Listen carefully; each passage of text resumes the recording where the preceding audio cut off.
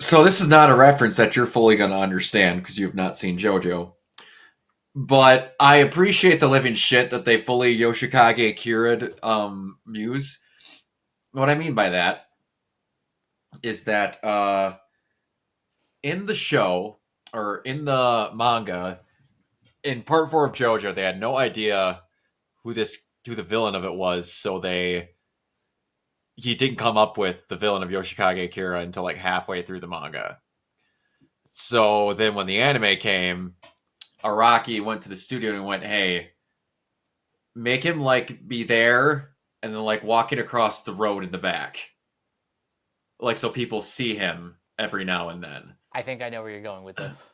The freaking at the book meeting and stuff, I'm like, that's really clever. I like that. Have you noticed that they never they never like credited an actor who plays Muse? Nope. Nope, they didn't. And I thought that was really good because we talked about that on the podcast. I want to say, or the last episode. I'm like, I have no idea who's playing him. I have no fucking idea. We were kind of actually hoping we were never going to actually see anyone. But In hindsight, though, I did have a sneaking suspicion that the guy in the bookstore was Muse. But this is just the first time that's been absolutely confirmed. I actually thought that was going to be a guy that Muse kills. Hmm. Because it's like some guy, hey, I need help. I'm going through some shit. And then he never got his help and got killed by Muse. That would have worked too. Yeah. So I guess that this is the first time I think I read something that this is the first time Muse has been given a name. Now that is interesting, because for those who don't know, sure Muse is a character who hasn't really been in the comics for long. No, he's in the grand scheme of how they use characters, he's very new. Yeah, he debuted in September of 2016. Gender, male skin, unusual afflictions, relationships, origin, personal information, identity, secret, citizenship, American, hell. Because he does show up in hell in a comic. I can't remember what it was, but yeah, he does show up he's in hell painting. I remember seeing some panels of that. But yeah, 2016. That's freaking crazy. Only a 10-year-old character almost. Uh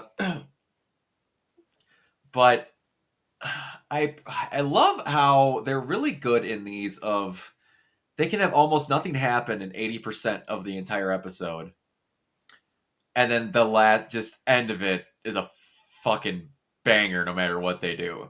It's all set up and then just one big moment that might not even have anything to do with the setup. That setup shit's just for other stuff as sight dressing to be attached to something later. But no, we're going to give you something because you sat through some of the expositional stuff. The introduction, or no, I should say, before we get to that, her finding him with the bruise and he plays it off as I'm blind, it's part of my life, is fucking hilarious. Because Matt, how hard did you hit something to produce that bruise? This also kind of reminds me of one of the earlier episodes of My Adventures with Superman. So before Lois kind of eventually finds out that Clark is, well, Yeah, he's kind of doing the same routine, yeah. and Lois is just like not buying it at all. No, not buying it. The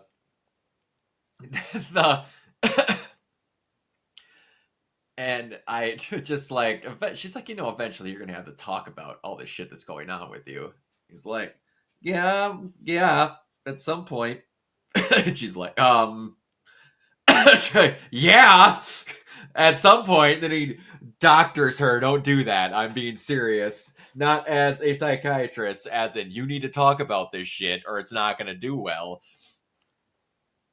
Catholic guilt aside, this shit's gonna eat you up. Mm-hmm. But like I heard someone say earlier that this might shape up to be better than the original Netflix version. If they keep making each episode this good, that very well might happen. I want to wait until season 2 before I can say that with any confidence. Well, that's why I'm saying if this keeps up. Because the setup and the duality between Baston being in the room with Heather doing all of this and the police report being read to Fisk going back and forth as they're tying the details together to let you know that Muse is in the room with her. Yeah, like these last 2 episodes have had probably some of the best editing that I've seen. It's really smart the way the show has structured Matt and Fisk being like the central characters. Yeah. And I love how Fisk made this big threat to Matt that if you go back to your old ways, you're going to have problems. This is twice now that it's been reported that Matt has been back in costume and he hasn't made some grand sweeping statement that we need to go get rid of Daredevil.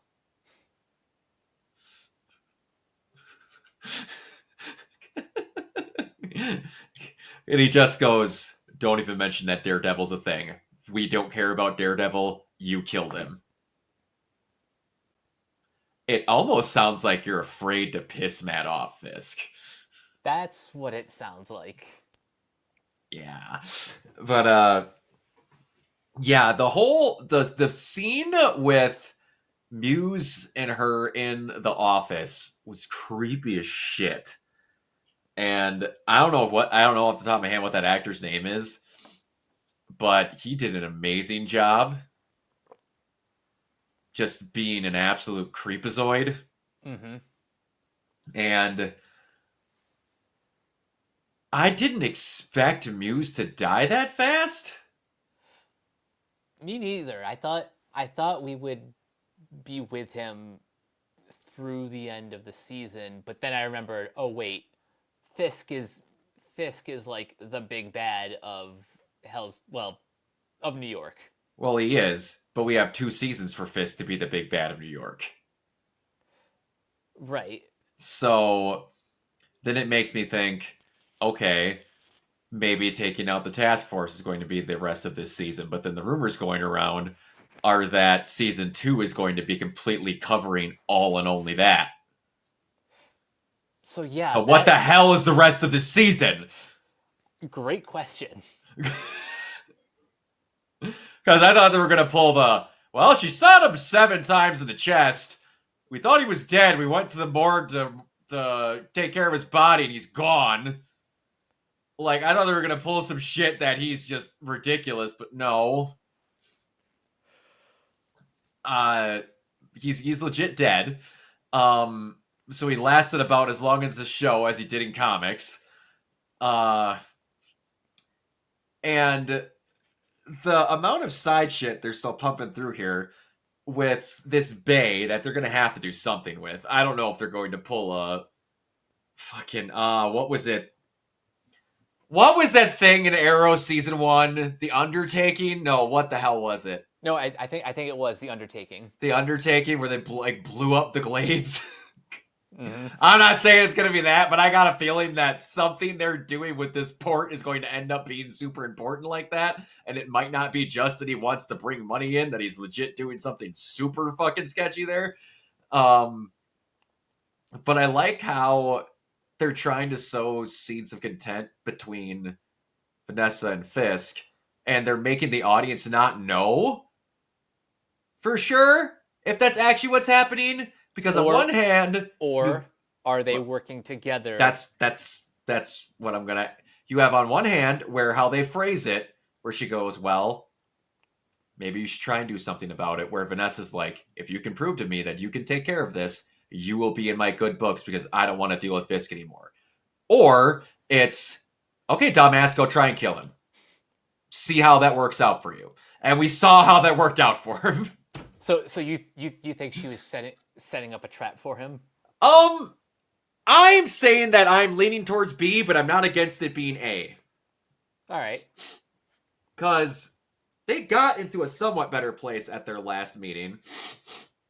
And what could be interesting about it is them working stuff out, and then she finds out who he has in the basement. Oh yeah, because she doesn't really know what happened to Adam. She just thinks No. he's gone.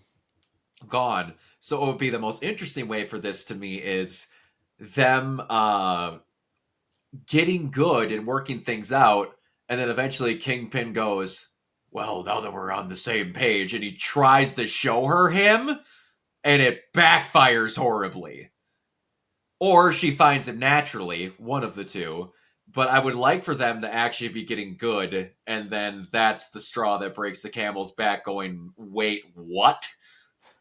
Now, remind me, did Fisk actually kill Adam, or just like I beat him? believe he beat the fuck out of him and threw him back in the room, if I remember correctly.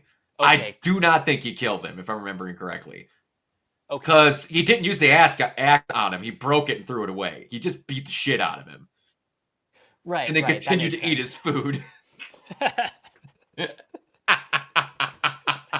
Love that. That scene was so good. But yeah, it would be interesting to see how they do that. And now we have, I can't think of what, there is a specific person that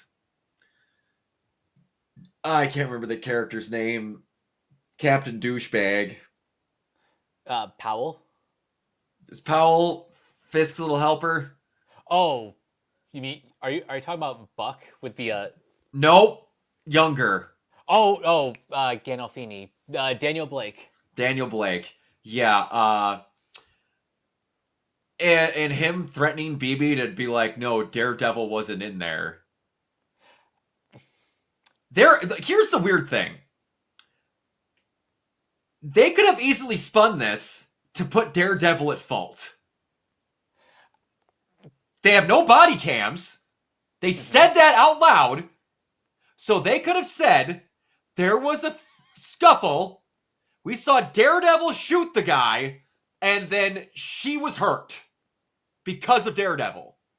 But no, they're going out of their way to make sure Daredevil is not in the limelight and is not getting extra attention, but is being allowed to solve these crimes.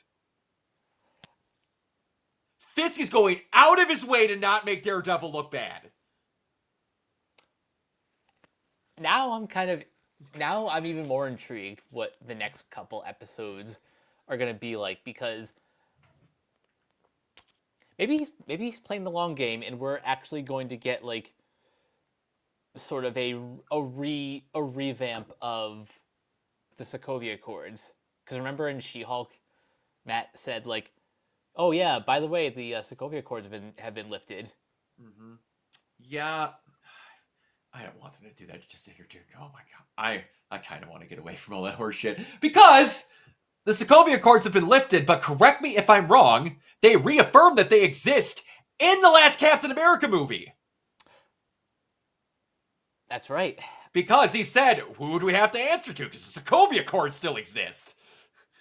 Did I mention that I think they're just trying to act like all of She-Hulk didn't happen?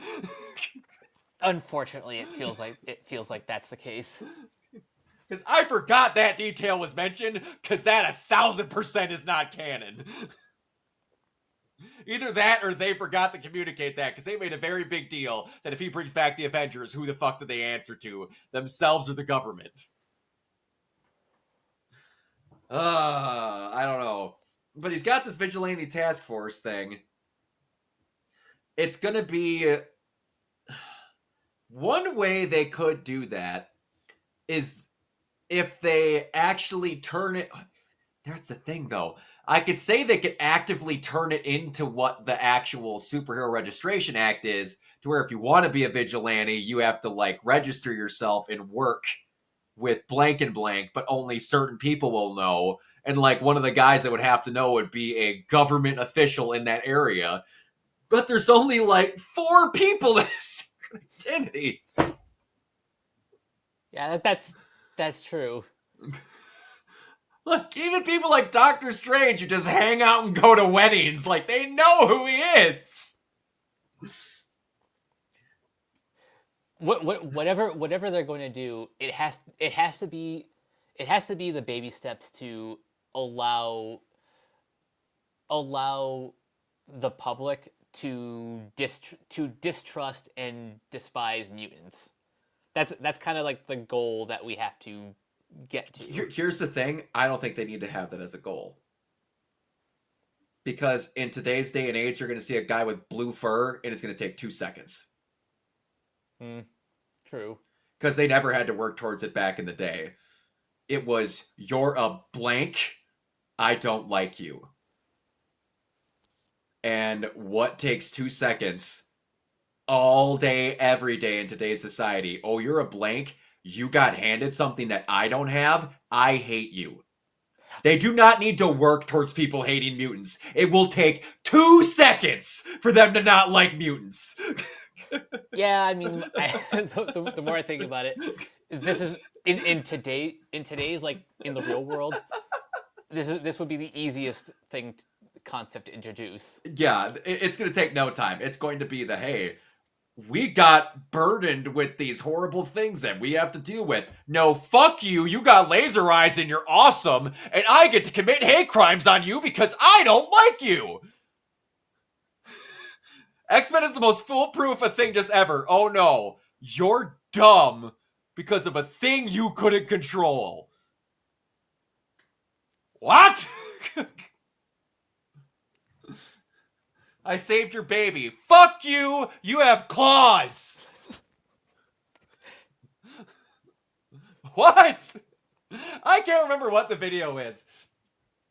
But I saw the great video that was like the hatred for X-Men characters in the grand scheme of things is the most forced ideology of racism on the planet if you actually sit and think about some of the shit they hate X-Men for. It really is like the Squidward and SpongeBob meme from the talent show episode. Yeah, you're not wrong. You're not wrong. But you just sat back, it's like, oh no, that guy turns into water when he sneezes. Fuck that guy. He has an upper hand in society, and I want him out of here. He has a horrible life. I don't care. He's a mutant. What? What? Woo! What?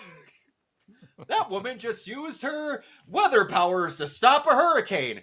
Why didn't she do it before when she didn't have those powers? Ma'am, what are you talking about? Mutants!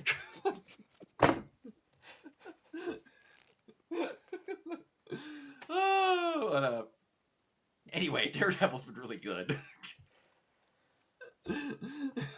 Last thing before we head out of here.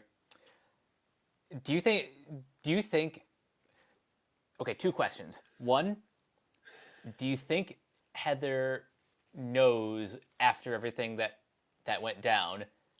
And if she doesn't, do you think she will find out by the time the season ends? I think she doesn't and will know by the season ends.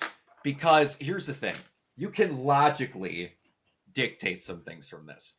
How the fuck would Daredevil, even if it isn't Matt, come to rescue her at that random after she's been with a guy who wasn't in the Muse costume without knowing that Muse was going after a woman named Heather? He would have to know it was her, otherwise he wouldn't have come in after a guy not in I'm going to murder you outfit went to go see her when no one knows who Muse is. So this would have to be a, no shit, I saved you. I don't randomly jump through people's windows at random and hope a serial killer's in there. I knew a guy was coming after you. But, again, like what you just said, what I think's going to happen is that she's going to be like, Daredevil knew what my name was. and then like one or two things more is going to happen, and then the dumbest thing she's let go is going to come back to her in a flashback going, wait, that really obnoxious bruise Matt had, maybe, just maybe, that was from a fight, and he's Daredevil. And also, just maybe, I might recognize the beard and chin of the guy who I've been having sexual relations with. Like, there's a reason why Batman shaves people. Yep. Because, like, that was one of the things with Arrow that I was not at all upset about. They're like, how come he doesn't have the super obnoxious beard? How come he wouldn't have the one thing that would make supervillains and anyone who didn't like him easily identify who he is? Oh, I don't know. Maybe because they took that really stupid plot point out of it?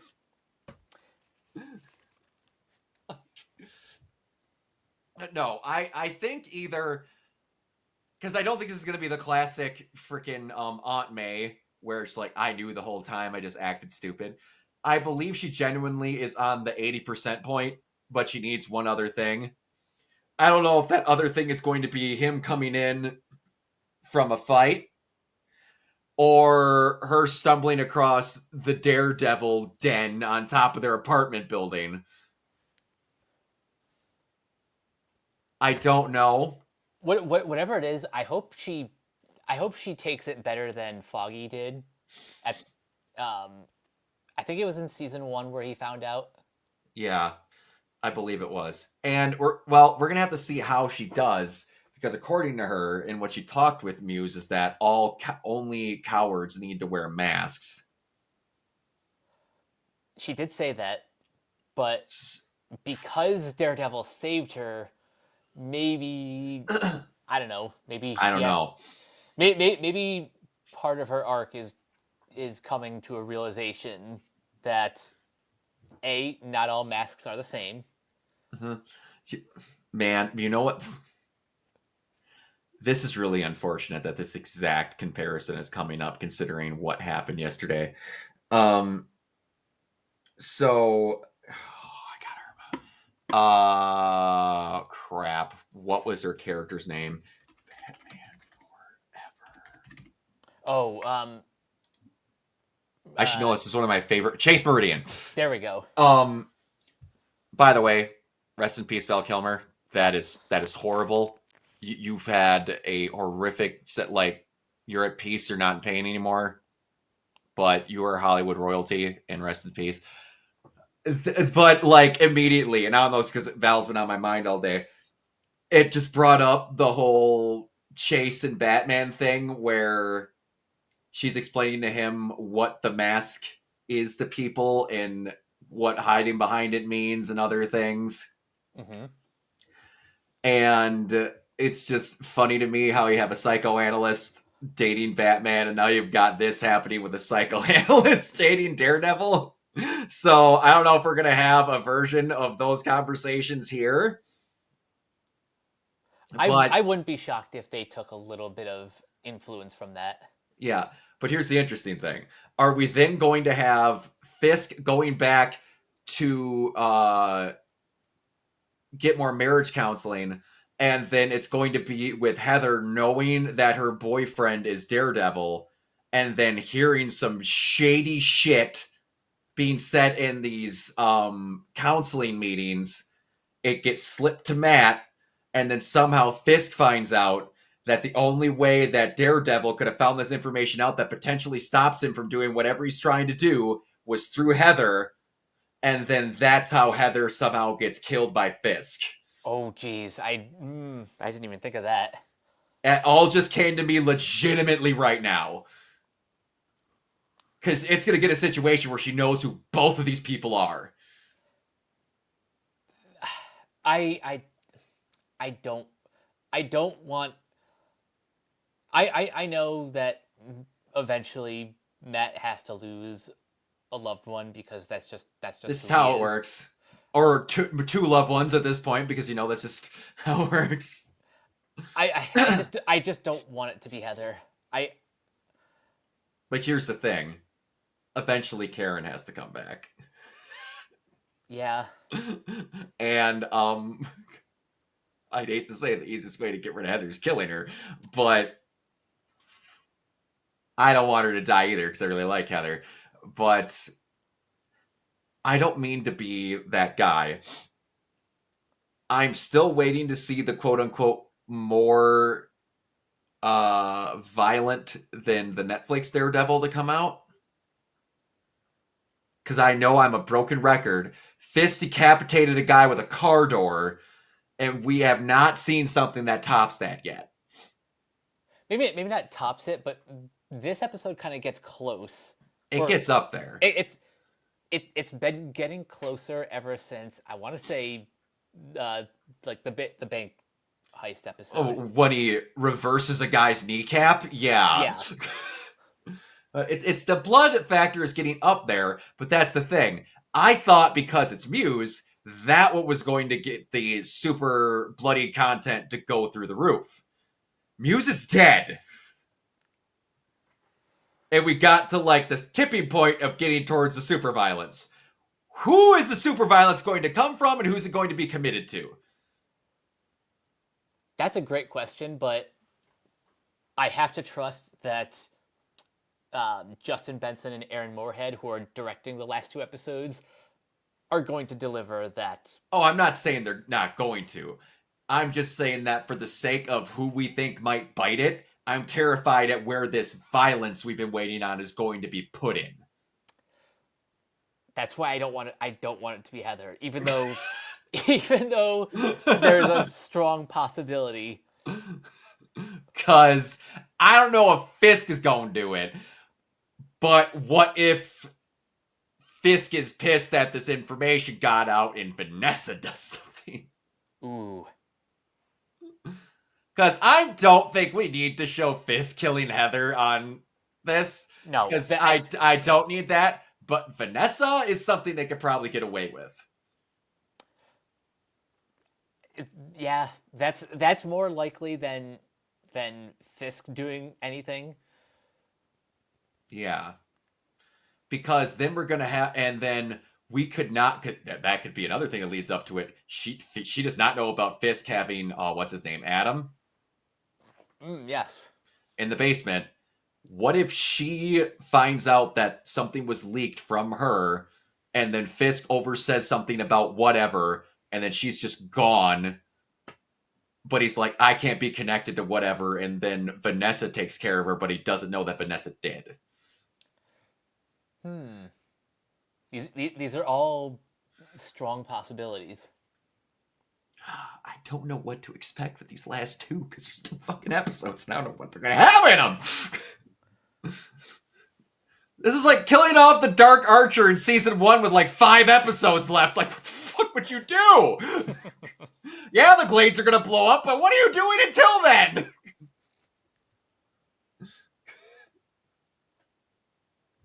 But I trust them with whatever their process is. It's been really good. Like, now here's the thing: is it one episode, then one episode? Or Yeah, is it these last two are like the next 2 weeks.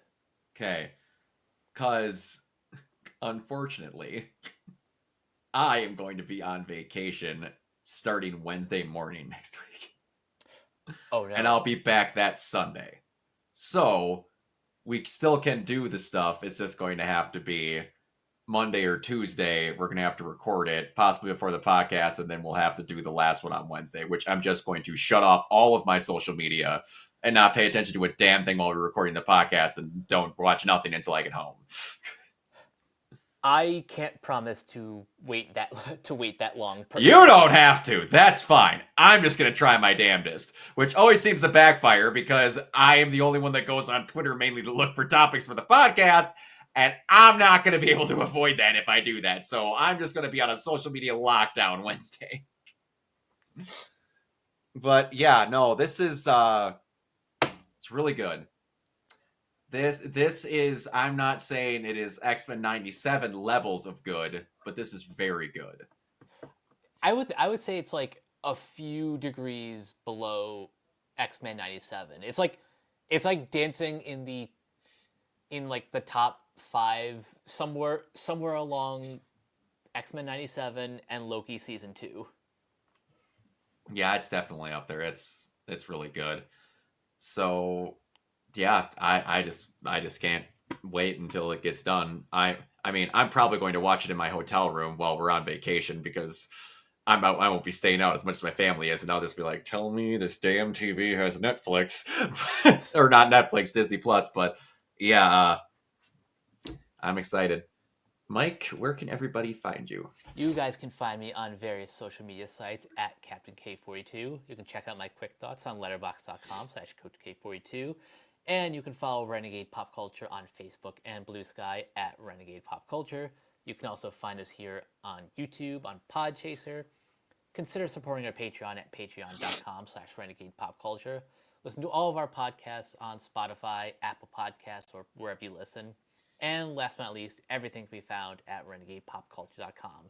Need an escape? So do we. Absolutely. You can find me everywhere at Organoid Zero, mainly on Twitch and YouTube. If you were into cosplays and conventions and such, you can find me on my Instagram at Organoid Zero. If anyone is a Devil May Cry fan and they are going to Midwestern Gaming Classic this weekend, I will be there and cosplaying. If you want to do stuff and you see this somehow, message me on Instagram, pictures and such. It would be awesome if you could. Trying to find a lot of cosplayers that could actually do some shoots with. And the other podcast that I do, the Geeking Out podcast, or with Athletic Geek 89, my buddy Eli and me, we just go through one topic for about an hour and just shoot the shit about it. It's a fun time. All right. Until we see you next time. Bye.